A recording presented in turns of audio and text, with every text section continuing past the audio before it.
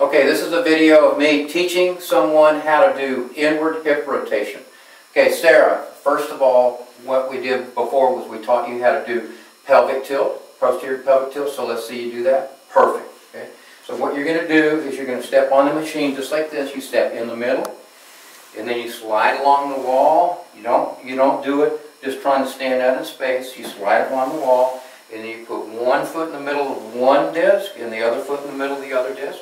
Then we're going to do that posterior pelvic tilt, and then very slowly, very important, you're going to turn inward with just the muscles of your hips, not your ankles, not your knees, not your shins, just your hips, okay? And you're going to hold that, and then without releasing, you're going to turn it a little bit further and come back to that original pelvic tilt, and then we're going to hold that for 10 seconds, and without releasing again, we're going to turn inward more and then come back to that original.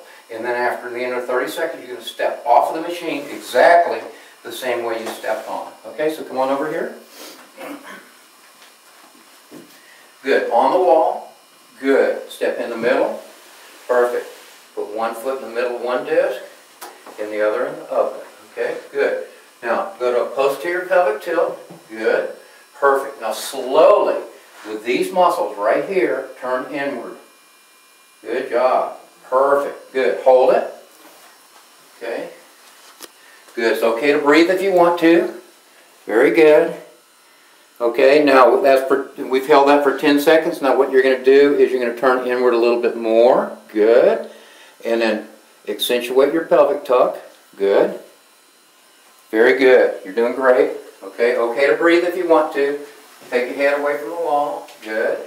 And then one more time, turn inward. Good. And go into your pelvic tilt a little bit more. You're doing great. That's perfect. Really good.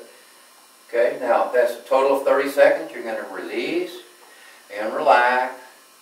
Good. Just stay there for just a second. Now, common faults would be that Sarah would, number one, try to compensate by bending her knees. Watch that. If she bends her knees, then that's bad. Tell her not to do that. The other thing is as she turns, she's going to create more arch in her back. The other thing is as she's trying to do her pelvic tilt, she'll bring her shoulders down to her pubic bone instead of her pubic bone toward her navel. Okay? And the other most common fault, especially in athletes, is they think that they have to dynamically turn this as fast as they can. And what they're going to do is use it with the wrong muscles. So it's a very, very slow turn.